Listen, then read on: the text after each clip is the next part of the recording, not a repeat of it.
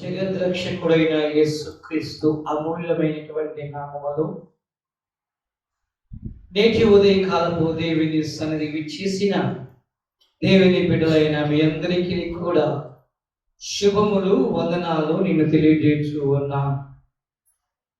నేటి వాక్య ధ్యానము నిమిత్తమై the book of Deuteronomy chapter 8 verse 18 మనము అష్టమగారు చదవగా మనం విని ఉన్నాం.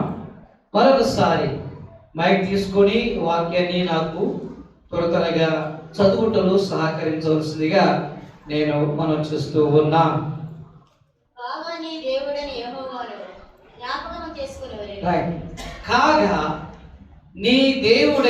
యెహోవాను నీవు ఏం చేయాలి? జ్ఞాపకము చేసుకోవాలి. నీ దేవుడైన యెహోవాను నీవు జ్ఞాపకం చేసుకోవాలి. You shall remember the lord your God అన్నటువంటి అంశం ద్వారా దేవుని యొక్క వాక్యాన్ని మనం విందాం. ద్వితీయోపదేశ కాండము అనే యొక్క గ్రంథానికి ఒక చక్కటి పేరు ఇవ్వబడింది. అదేదనగా దేవుడు చేసిన పనులు లేక దేవుడు చేసిన ఆశీర్వాద పుస్తకము లేక గ్రంథము అని పిలువబడుతూ ఉన్నది. ఎందుకు అంటే ద్వితీయోపదేశ కాండమంతటిలో కూడా మనం గమనిస్తే దేవుని పేరు ప్రతి చోట పలకబడుతూ ఉన్నది. దేవుని ప్రజలైనటువంటి వారికి దేవుడు వాగ్దానం చేస్తున్న దీవెనలన్నీ కూడా రిపీట్ చేయటం జరుగుతూ ఉన్నది. కనుకనే నీ దేవుడైన యెహోవాను నీవు జ్ఞాపకం చేసుకో. ఎందుకంటే నీవు ఆయన ద్వారా నీ జీవితంలో అనేకమైన ఆశీర్వాదాలు, మేలును పొందుకున్నావు. గనుక విడువక ఆయన నీవు జ్ఞాపకము చేసుకో అని ఈ 8వ అధ్యాయములో మనం గమనించినట్లయితే మొదటిగా అరణ్య ప్రయాణములో దేవుడు వారికి ఏ విధముగా తోడుగా ఉన్నాడో మనకు తెలుసు. అలాగే వాగులు, లోయలు, కొండలు, ఆ కొండల్లో నుండి పారే నీటి ఊట ద్వారా దేవుడు వారిని ఏ విధముగా పోషించాడు అని, అలాగే మరి గోధుమలతోనూ యావలతోనూ ద్రాక్ష చెట్లు, అంజూరప చెట్లు పండ్లతోనూ, దానిమ్మ పండ్లతోనూ, ఒలీవల నూనెతోనూ, తేనెతోనూ దేవుడు వారిని తృప్తిపరిచాడు. వారికి ఆహారం ఇచ్చి వారిని దీవించాడు. వారి కడుపార తిన్నారు. ఇలాగ ఎప్పుడు మనం తినలేదే, దేవుడు ఈ విధముగా మనకు సహాయం చేశాడే, దేవుడు ఈ విధముగా మనను చక్కటి ఆహారం చేత పోషించాడే అని వారు సంతోషిస్తూ వారి యొక్క జీవితాన్ని గడుపుతున్నట్లుగా మనం చూస్తూ ఉన్నాం. దేవుడు వారికి ఇండ్లు ఇచ్చాడు, గొర్రెలు ఇచ్చాడు, మేకలు ఇచ్చాడు, వెండి బంగారము సమస్తముని కూడా దేవుడు వారి యొక్క జీవితంలో విస్తరింపచేశాడు. ఇలాగ విస్తరింపచేయటం ద్వారా, ఇలాగ దేవుడు వారిని దీవించడం ద్వారా, నా ద్వారా మీరు పొందుకున్న ఆశీర్వాదాలను బట్టి యు షల్ రిమెంబర్ మీ, మీరు జ్ఞాపకం చేసుకోండి. మీ స్థితి ఏంటో, మీ బ్రతుకు ఏంటో చూసినటువంటి దేవుడు నేను కనుక నేను మీ జీవితాన్ని మార్చేశాను. ఎందుకంటే మీరంటే నాకు చాలా ఇష్టం. ఎక్కడి నుండి?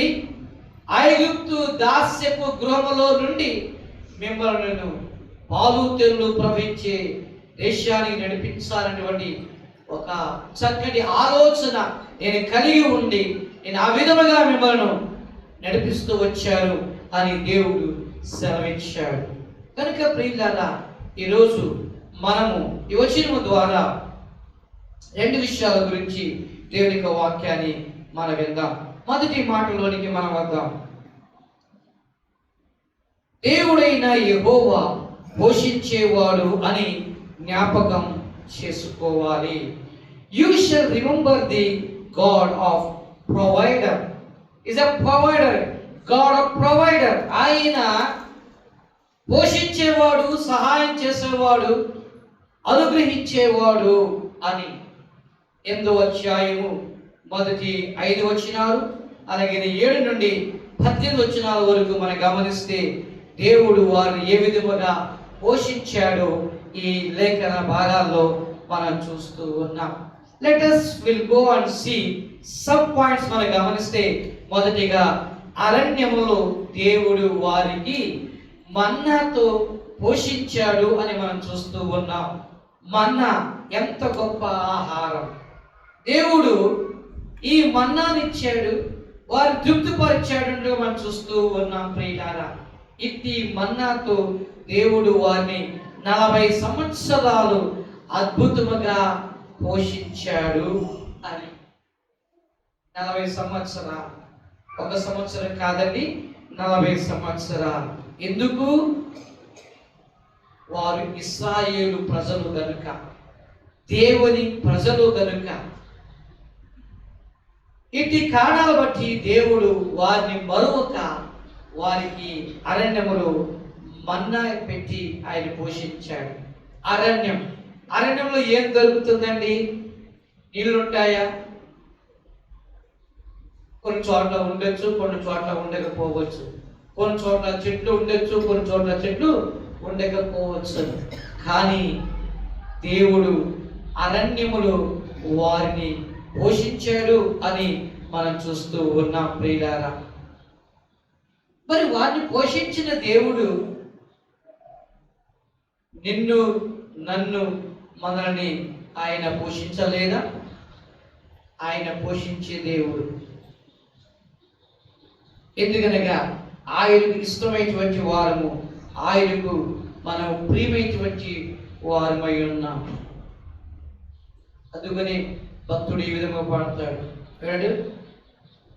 నా పోషకుడు ఆయనే, నాకు సమృద్ధిని కలిగించేవాడు ఆయనే, ఆయనకు నేను కృతజ్ఞతాస్తుతులు నేను చెల్లిస్తూ ఉన్నాను అని.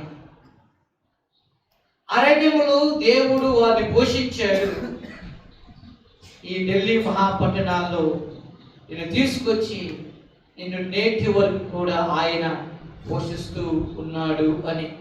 రెండోదిగా మనం జ్ఞాపకం చేసుకుంటే, మంచి దేశములో దేవుడు వారిని ప్రవేశపెట్టాడని 7వ వచనములో మనం చూస్తూ ఉన్నాం.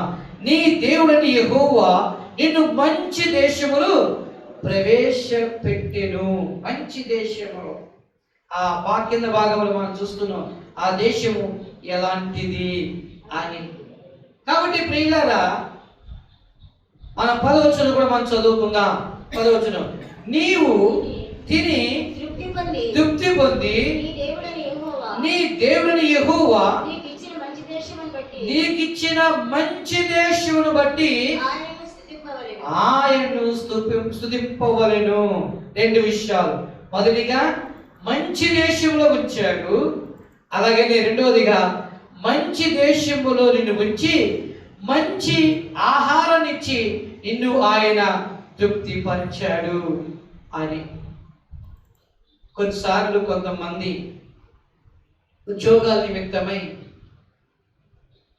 అయ్యా ఎక్కడికి మా పిల్లోని పంపించాలి అంటే, అయ్యా ఢిల్లీ పంపించండి అయ్యా, బెంగళూరు పంపించండి అయ్యా, కలకత్తా పంపించండి అయ్యా, హైదరాబాదు, చెన్నై పంపించండి అయ్యా, మంచి జాబ్స్ ఉన్నాయంటూ ఉంటారు. ప్రియులారా, మనుషులు చెప్పిన మాటలను బట్టి మన పిల్లలను అక్కడ పంపిస్తాం. అక్కడ ఉన్నప్పుడు మన పిల్లలని దేవుడు చూస్తాడు. గుర్తుపెట్టుకోండి, మొదటిగా ఏ వ్యక్తులైతే ఈ మాటలు చెబుతారో ఆ మాటలను దేవుడు వింటాడు. నెంబర్ 1. రెండోదిగా తల్లిదండ్రులు తీసుకున్నటువంటి నిర్ణయం. మూడోదిగా పిల్లలు తీసుకున్నటువంటి నిర్ణయం. నాలుగోదిగా దైవజనుడు చేసిన కన్నీటి ప్రార్థన బట్టి దేవుడు ఏం చేస్తాడంటే, పిల్లలు ఎక్కడ ఉన్నా కూడా అక్కడ దేవుడు వారిని ఆశీర్వదిస్తాడు. అప్పుడు అంటారు, మా అబ్బాయి ఢిల్లీలో ఉన్నాడు, బెంగళూరులో ఉన్నాడు, కలకత్తాలో అక్కడ ఇక్కడ ఉన్నాడు చెబుతూ, ఇప్పుడు మా అబ్బాయికి మంచి శాలరీ అండి, ఇప్పుడు మా అబ్బాయి ఇల్లు కొనుక్కున్నాడండి, ఇప్పుడు మా అబ్బాయి కారు కొనుక్కున్నాడండి. దేవుడు సమృద్ధిగా దీవించాడు. ఎందుకు? దేవుని యొక్క అనాది కాల సంకల్పాన్ని దేవుడు గుర్తు చేసుకొని దీవించే దేవుడు ఆయన. ప్రియులారా, ఇశ్రాయేలు ప్రజలను దేవుడు ఊరిని నడిపించలేదు. నడిపించిన దేవుడు మంచి దేశంలో ఉంచాడు. మంచి దేశం ఉంచినటువంటి దేవుడు మంచి ఆహారంతో దేవుడు వారిని తృప్తిపరిచాడు. దేవునికి మహిమ కలుగును గాక. హల్లెలూయా, హల్లెలూయా. అలాగైతే ప్రియులారా, వడ్డీ చేతులతో మనం ఢిల్లీకి వచ్చాం, కట్టుబట్టలతో మనం ఢిల్లీకి వచ్చాం. దేవుడు మనల్ని ఏ విధముగా దీవించాడు ఒక్కసారి జ్ఞాపకం చేసుకుందాం. నా కుమారుడు, నా కోడలు, నా మనవళ్ళు ఢిల్లీలో ఉన్నారంటే అది ఎంత గొప్ప సంగతి అండి. ఎంత గర్విస్తారు కదా. బంధువులు, స్నేహితులు అందరూ కూడా గర్విస్తారు, సంతోషిస్తూ ఉంటారు. ఎస్, మా వాళ్ళు అక్కడ ఉన్నారు అని. ఇప్పుడు దేవుడు మనం దీవించాడు కదా. దేవుడు ఎంత గొప్పగా దీవించాడు. ఎవరైనా సరే ఆహారానికి పిలుస్తారేమో, చక్కటి ఒక చికెను, మటను, చేపలు పెడతారేమో అని ఎదురు చూసేటువంటి దినాల్లో ఉన్నప్పుడు కదా, ఆ దినాల నుండి నీకు ఇచ్చి, నేను పోషించి, నేను తృప్తిపరిచి ఒకరికి పెట్టే విధంగా నేను దేవుడిని దీవించాడంటే మనం ఎంత ధన్యులమండి, ఎంత గొప్పవారమండి. దేవుడు మనల్ని ప్రేమిస్తున్నటువంటి దేవుడు. అందుకని నీ మాట చాలయ్యా, నీ చూపు చాలయ్యా, నీ నీడ చాలయ్యా, నీ ఉంటే నాకు చాలు యేసయ్యా. ప్రియులారా, ఇక్కడ కూర్చున్న వారందరిలో నిలబడేటువంటి నన్ను కూడా జ్ఞాపకం చేసుకుంటే మనము దీవింపబడ్డామా లేదా? కష్టాలు ఉన్నవి, నష్టాలు ఉన్నవి, వ్యాధులు ఉన్నవి, బాధలు ఉన్నవి, అయినా దేవుడు మనం స్థిరపరిచాడా లేదా? దేవుడు మనల్ని స్థిరముగా ఉంచాడా లేదా? దేవుడు మనకు సహాయం చేశాడా లేదా? దేవుడు మనకు అండగా ఉన్నాడా లేడా? దేవుడు మనకు సహాయం చేసి, ఎందుకు? నీవు అబ్రహాము, ఇస్సాకు, యాకోబుల దేవుణ్ణి నమ్ముకున్నా. ఆకాశాన్ని, భూమిని సృష్టించిన సృష్టికర్తయుడి యెహోవా దేవుణ్ణి నీవు జ్ఞాపకం చేసుకున్నా. నువ్వు నమ్ముకున్నావు కనుక నేను దీవిస్తూ ఉన్నానని దేవుడు సెలవిస్తూ ఉన్నాడు. ఎంత గొప్ప ధన్యులు మనము, ఎంత గొప్ప మంచి జీవితము. అందుకని నీవు నీ దేవుణ్ణి జ్ఞాపకము చేసుకో, నీవు స్తుతించు. అయ్యా, నాకు ఇచ్చిన కుటుంబాన్ని బట్టి నీకు స్తోత్రం, నాకు ఇచ్చిన ఇల్లును బట్టి నీకు స్తోత్రం, నాకు ఇచ్చిన కారు సౌకర్యాలను బట్టి నీకు స్తోత్రం, ఇచ్చిన ఆరోగ్యాన్ని బట్టి నీకు స్తోత్రం, నా కుటుంబాన్ని, బిడ్డలను, వారిని వివాహాలు చేసి కుటుంబంగా వారిని దీవిస్తున్నావు, నీకు స్తోత్రాలు, చదువుతూ ఉన్నారు, నీకు వందనాలు అని స్తుతులు చెల్లించే విధముగా, ఆరాధించే విధముగా, ఘనపరిచే విధముగా మనం ఉండాలండి. ఆ జీవితాన్ని, అట్టి కృతజ్ఞత జీవితాన్ని దేవుడు మన ద్వారా ఆయన కోరుకుంటూ ఉన్నాడు. ఒక వ్యక్తి ఒక 1000 రూపాయలు ఇస్తే thank you thank you thank you అని చీయ పట్టుకుని మనం చాడిస్తూ ఉంటాం. సమస్తముల్ని కలిగిస్తున్నటువంటి దేవునికి నీవు ఎంతగా రుణపడి ఉండాలి, ఎంతగా విశ్వాసం కలిగి ఉండాలి, ఎంతగా నమ్మకం కలిగి ఉండాలి, ఎంతగా యథార్థత కలిగి ఉండాలి, ఎంతగా భక్తి కలిగి ఉండాలి, ఎంతగా దేవునిపై ఆధారపడి ఆయన వైపు చూస్తూ ముందుకు మనం సాగిపోతూ ఉండాలి అని జ్ఞాపకం చేసుకోవాల్సిందిగా నేను ఎప్పుడో మనం చూస్తూ ఉన్నా. మూడవదిగా మనం జ్ఞాపకం చేసుకుంటే, అన్నింటినీ చేసినటువంటి దేవుణ్ణి నీవు జ్ఞాపకం చేసుకో, నీవు జ్ఞాపకం చేసుకో. రెండో భాగంలోనికి మనం వెళదాం. రెండో భాగంలోనికి, you shall remember he is the God of punishment. నీ దేవుడైన యెహోవా నిన్ను శిక్షించు వాడని జ్ఞాపకం చేసుకో. ఏంటండి పాస్టర్ గారు, ఇప్పుడు దాకానేమో దేవుడు గొప్ప దేవుడు, ప్రేమించే దేవుడు, సహాయం చేసే దేవుడు, దీవించే దేవుడు అని మీరు చెప్తూ వచ్చారు. ఇప్పుడు ఏంటండి శిక్ష, ఇప్పుడు ఏంటండి పనిష్మెంట్ అని అంటున్నారే, ఇది ఏదైనా మీకు బాగా ఉందా? మాకు అసలు బాగోలేదండి. ఆశీర్వాదాల గురించి చెప్పండి, మేము సంతోషిస్తాం. So we need God blessings. మేము ఆశీర్వాదాలే అని మేము ఇష్టపడతామండి. కానీ we don't want to punish from the Lord. దేవుని ద్వారా శిక్ష పొందుకుంటానికి మాకు ఇష్టం లేదు అని అంటే, ప్రియులారా, శిక్షించే దేవుడు ఆశించే దేవుడు. హల్లెలూయా, హల్లెలూయా. శిక్షించే దేవుడు ఆశించే దేవుడు, గద్దించే దేవుడు, అభివృద్ధిపరిచే దేవుడు, నడిపించే దేవుడు, స్థిరపరిచే దేవుడు ఆయన మనకున్నాడు. ప్రియులారా, 8వ అధ్యాయం 5వ వచనం మనం చదువుకుందాం. ద్వితీయోపదేశకాండము 8వ అధ్యాయము 5వ వచనం. ఒకడు తన కుమారుని ఎట్లు శిక్షించెను, అట్లే నీ దేవుడైన యెహోవా నిన్ను శిక్షించువాడని తెలుసుకో. నువ్వు తెలుసుకో, ఆయన నిన్ను శిక్షిస్తాడని నీవు తెలుసుకో అని అంటూ ఉన్నాడు. ఎందుకు దేవుడు శిక్షిస్తాడు? ఆయన శిక్షించడానికి ఆయనకి ఇష్టపడుతున్నాడా? శిక్షించాలంటే ఆయనకి చాలా సరదానా? కాదు ప్రియులారా, కొన్ని ప్రాముఖ్యమైన విషయాలు మనకి నేర్పటానికి ఆయన మనను శిక్షించే దేవుడు అని. ద్వితీయోపదేశకాండము 8వ అధ్యాయము 11వ వచనం మనం చదువుకుంటే, నేడు నేను నీకు ఆజ్ఞాపించిన ఆయన ఆజ్ఞలను, విధులను, కట్టడలను నీవు అనుసరింపక నీ దేవుడైన యెహోవాను మరచి కడపార తిని అని మనం చూస్తున్నాం. రైట్, ఏంటండి? మొదటిగా మన విషయాలు మనం చూద్దాం. Shall we go to the sub points. మనము 4 లేక 5 సబ్ పాయింట్స్ గురించి మనం చూద్దాం.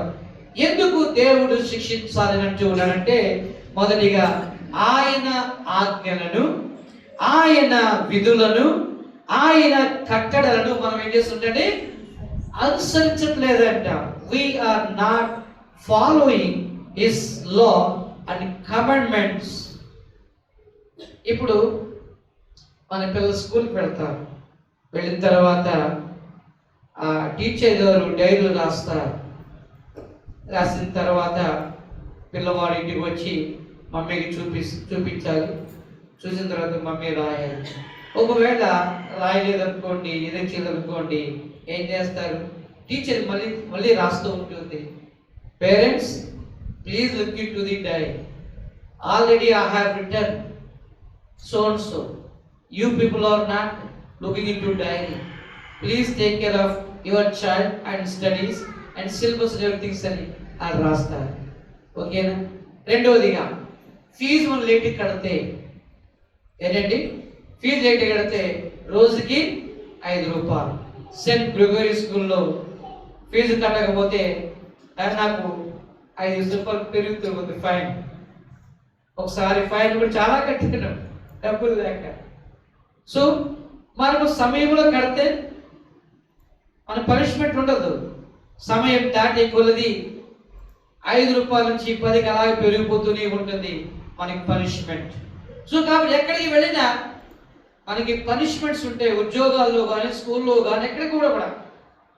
అలాగే దేవునిలో, దేవుని సన్నిధుల్లో, దేవుని విషయాల్లో కూడా పనిష్మెంట్ ఉంటుంది అని మనము జ్ఞాపకం చేసుకోవాలి. నెంబర్ 2, నీవు కడపార తినగా, నీవు తృప్తిగా తిని నువ్వు దేవుడు ఏం చేస్తున్నావు? నీవు మరచిపోతూ ఉన్నావు. యేసన్న గారు అంటూ ఉంటారు, భక్తులందరం చూసి ఒకసారి మేము ఇక్కడ మీటింగ్ పెట్టినప్పుడు ఢిల్లీలో, అయ్యా మీ ప్రేమకు మీ ప్రయాసానికి ఒక జోహార్, కానీ మీరు పెట్టిందల్లా తిన్న తర్వాత మాకు ఆయాసమే ప్రయాసమే, ప్రార్థన చేద్దామంటే కునుకుపాటు, ప్రార్థన చేద్దామంటే శరీరము సహకరించదు అని అంటూ ఉన్నారు. అంటే ఏంటండి, అంటే కడుపార తృప్తిగా పెట్టడం మంచిది కాదంటారా? తృప్తికరంగా పెట్టడం మంచిది, తృప్తిగా తినటం మంచిది. అలాగనే మనము చేయవలసినది కార్యాన్ని మనము చేయాలి. మనము దేవుడిని జ్ఞాపకము మనము చేసుకోవాలి. ఒక గొప్ప దైవజనుడు అంటున్నాడు, ఆహారము కంటే దేవుని సన్నిధిలో గడుపుట అదే నాకు ఆహారం అంటూ ఉన్నాను. అంటే ఆహారము కుటుంబాల్లో భార్య సిద్ధపరుస్తుంది, అట్టి ఆహారము కంటే నీ సన్నిధిలో గడుపుట అదే నాకు మిన్నైనటువంటి గొప్ప ఆహారమని గొప్ప దైవజనుడు సెలవిస్తూ ఉన్నాడు. అందుకనే ఇక్కడ దేవుడు అంటూ ఉన్నాడు, ఇశ్రాయేలు ప్రజలను ఏ విధముగా తృప్తిపరిచాడో ఈ 8వ అధ్యాయం అంతా కూడా మీరు చదివితే తెలుస్తూ ఉంటుంది.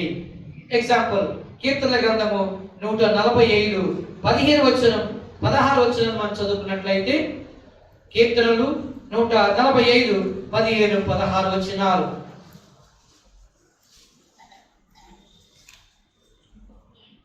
సకల జీవులకు ఆహారాన్ని పెట్టే ఆయన నీవు, అలాగే నీ గుప్పులు విప్పి వారికి ఆహారం పెట్టి నువ్వు తృప్తిపరిచే దేవుడు అని చదవడం. సర్వ జీవులు కన్నులు నీ వైపు చూస్తూ ఉన్నవి, తగిన కాలం ముందు వారికి ఆహారం ఇచ్చి నువ్వు వారిని తృప్తిపరుస్తూ ఉన్నావు. నీవు నీ గుప్పులు విప్పి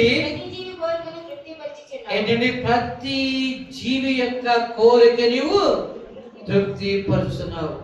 అవి జంతువులైనా సరే, పశువులైనా సరే, క్రిమి కీటకాలైనా సరే, సకాలానికి కూడా ఆయన ఆహారం పెట్టి ఆయన తృప్తిపరుస్తున్నటువంటి దేవుడు. సామెతల గ్రంథం 30వ అధ్యాయము 8, 9 వచనాలు చదువుకుందాం. సామెతల గ్రంథం 30వ అధ్యాయము 8, 9, 2 వచనాలు.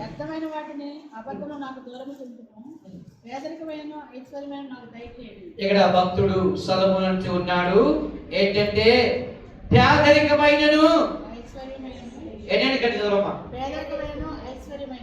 పేదరికమైన ఐశ్వర్యమైన నాకు దయచేయదు.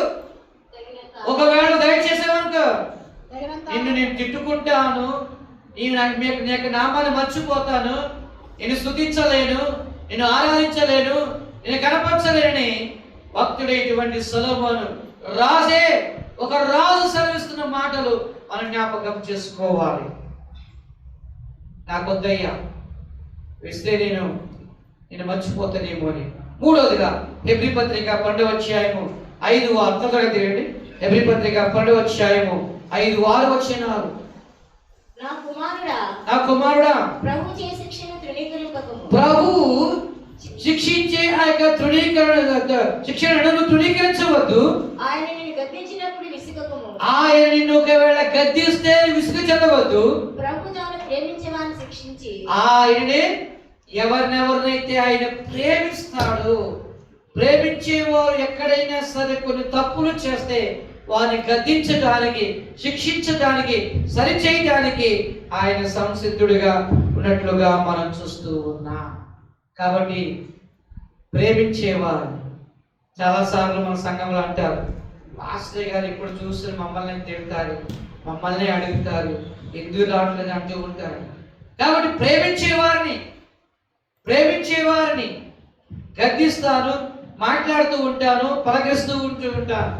నాంత మాత్రాన కాదు, మీ మీద కోపం కాదు, కానీ ప్రియులారా ప్రేమించేటప్పుడు ఆ ప్రేమలో గద్దింపు ఉంటుంది, ప్రేమలో ఆప్యాయత ఉంటుంది, ప్రేమ మిమ్మల్ని సరిచేస్తూ ఉంటుంది అని జ్ఞాపకం మనం చేసుకోవాలి. దేవుడే కదా మాటలు చెప్పుతున్నాడు. అలాగే మూడవదిగా మనం గమనిస్తే వీళ్ళు మంచి ఇల్లు కట్టుకొని ఆ ఇంటిలో వారు నివసిస్తూ ఉన్నారు. అంటే దేవుడు వారికి మంచి ఇల్లు ఇచ్చాడు అని చూస్తున్నాము. ద్వితీయోపదేశకాండము 8వ అధ్యాయము 12వ వచనం మనం చదువుకుంటే ఇక్కడ మంచి ఇండ్లు కట్టించుకొని వాటిలో నివసింపగా నీ పశువులు నీ గొర్రెలు మేకలు వృద్ధి నీకు వెండి బంగారం విస్తరించి నీ కలిగినంతయు వర్ధిల్లినప్పుడు మంచి ఇల్లు కట్టుకున్నావు, మంచి ఇంట్లో ఉంటూ ఉన్నావు అంటున్నాడు. హోషేయ గ్రంథం 8వ అధ్యాయం 14వ వచనం చదువుదాం. హోషేయ గ్రంథం 8:14. The book of Hosea chapter 8 verse 14. త్వరగా పాత నిబంధన గ్రంథం అండి 8:14 అమ్మా. ఇశ్రాయేలు తమకే నగరులు కట్టించుకుని. ఏంటండి ఇశ్రాయేలు ప్రజలు ఏం చేశారంట? వారు నివసించడానికి నగరాలు, ఇల్లులు, భవనాలు వాళ్ళు కట్టుకుంటూ ఉన్నారు. తమ సృష్టికర్తను మర్చి ఉన్నారు. వారు సృష్టికర్తను మర్చి ఉన్నారు. ప్రియులారా, ఇల్లు కట్టుకుంటూ తప్పు కాదు. ఆ ఇల్లులో ఉండవలసింది ఏమనగా దేవునికి మహిమ, దేవునికి ఘనత చెందాలి. మరి మన దగ్గర చదువుకున్నాం కదా 14వ వచనంలో మనం గమనిస్తే ద్వితీయోపదేశకాండము 8:14లో మనసు మదించింది అంటే వారి మనసు చెడిపోయింది. గర్వము, అసూయ, ఈర్ష, దేవుని పట్ల నమ్మకం లేక, ప్రేమ లేక, దేవుని ఎదుగు రాలేక, దేవునికి దూరముగా జీవించటం, ఇంక ఏమున్నాడు దేవుడని, దేవుడికి వెళ్ళకపోతే ఏముందని, దేవుడు ఇవ్వలేకపోతే ఏముందని, ఇస్తే ఏమొస్తుందని, ఈ రకంగా మనసులో గర్వించే గర్వపు ఆలోచన వీరికి వచ్చేసిందని మనం చూస్తున్నాం. హోషేయ గ్రంథం 13వ అధ్యాయము 6వ వచనం చదువుకుందాం. హోషేయ 13:6. తరువాత వారికి మేత దొరకగా వారు తిని తృప్తి పొంది గర్వించి నన్ను మరచిరి. కదండి, తృప్తించి వారిని మరిచారు అని మనం చూస్తూ ఉన్నాం. లాస్ట్ గా మనం చూసినట్లయితే ద్వితీయోపదేశకాండము 8వ అధ్యాయము 17వ వచనం. ద్వితీయోపదేశకాండము 8:17. అయితే మీరు మా సామర్థ్యము, మా బాహుబలము, ఇంత భాగ్యం మాకు కలిగి చేసినని అనుకుందిరేమో కాగా. ఇక మనం గమనిస్తే, అయితే మీరు మా సామర్థ్యము, మా బాహుబలము, ఇంత భాగ్యము మాకు కలిగి చేశారని మీరు అనుకుంటూ ఉన్నారు. మా దేవుడు చూసారా, మాకు అన్ని ఇచ్చేసారంటున్నారు. కానీ అన్ని ఇచ్చిన దేవుని అన్ని సందర్భాల్లో మర్చిపోతూ ఉన్నారు. అన్ని ఇచ్చిన దేవుని అనేక సందర్భాలు, అనేక పరిస్థితుల్లో మీరు మర్చిపోతూ ఉన్నారు అని మనం చూస్తూ ఉన్నాం.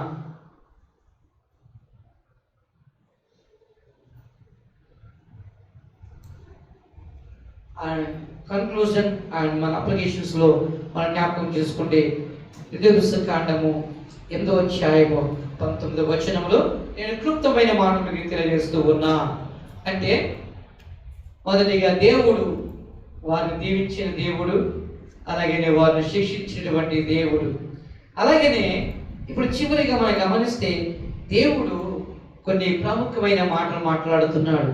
అది ద్వితీయోపదేశకాండము 8:19లో మనం గమనిస్తే, నీవు ఏమాత్రమైనను నీ దేవుడు యెహోవాను నీవు మరచిపోకూడదు. నెంబర్ 1, నీవు ఏమాత్రమైనను నీ దేవుడిని మర్చిపోవద్దు. రెండవదిగా, ఆయన నుండి నీవు తొలగిపోవద్దు. నీవు ఆయన నుండి తొలగిపోవద్దు. ఒకవేళ తొలగిపోయావా నీవు నశించిపోతావు. కలిగినవన్నీ కూడా నీలో నుండి అవి తొలగిపోతూ ఉంటాయి. నేను సాక్ష్యమును పలుకుచూ ఉన్నాను. అక్కడ మాట్లాడబడింది కదండి 19లో, నీవు ఏమాత్రమైనను నీ దేవుడు యెహోవాను మరచి ఇతర దేవతలను అనుసరించి పూజించి నమస్కరించినదా నీవు నిశ్చయముగా నశించిపోదురని నేడు మిమ్మల్ని గూర్చి నేను సాక్ష్యం చెప్పుచూ ఉన్నాను. అంటే నా మాట సాక్ష్యం చెప్పుతూ ఉంటుంది మీ జీవితంలో అని. అంటే దేవుడు ఇంత గొప్పగా దీవించాడు, ఇంత గొప్పగా మనం నష్టం ఎందుకు పోయాము అని మీరు అనుకుంటారు. కాబట్టి అలా కాకుండా మీరు దేవుని కొరకు జీవించడానికి సిద్ధపడండి. దేవుడిని నమ్మండి, విశ్వసించండి. దేవుని కొరకు జీవించండి. చివరిగా మనం జ్ఞాపకం చేసుకున్నట్లయితే నీ దేవుడైన యెహోవాని నీవు జ్ఞాపకము చేసుకో. Remember, you shall remember your God. నీ దేవుడైన యెహోవాని నీవు జ్ఞాపకం జ్ఞాపకం జ్ఞాపకం. నీవు ఎంత బిజీ ఉన్నా పర్లేదు కానీ దేవుని జ్ఞాపకము చేసుకుంటలో నీవు మర్చిపోవద్దు. దేవుడు నీకు అన్నీ ఇచ్చాడు, దీవించాడు. ఒకవేళ నువ్వు తిని తృప్తిగా తిని మర్చిపోతున్నావేమో, నువ్వు గర్విస్తూ ఉన్నావేమో, దేవుడిని మర్చిపోతున్నావేమో, దేవుని దగ్గర రాలేకపోతున్నావేమో, ఆ విధముగా ఉండకుండా దేవుని దగ్గరికి రావటానికి, దేవుని జ్ఞాపకం చేసుకుంటానికి, దేవుడు పలికిన ఆ యొక్క సాక్ష్యం ఉందే, ఆ సాక్ష్యానికి భిన్నముగా మనము జీవించే వారు ఉండాలి. అంటే నన్ను జ్ఞాపకం చేసుకున్న వారు నిత్యము ఫలిస్తూ ఉన్నారని ఆయన సెలవిచ్చారు. ఆ విధముగా మాట్లాడాలి. ఆ విధంగా ఉండడానికి పరిశుద్ధాత్మ దేవుడు మనకు సహాయం చేసి తన కృపలో దీవించి బలపరిచి నడిపించునుగాక. ఆమేన్.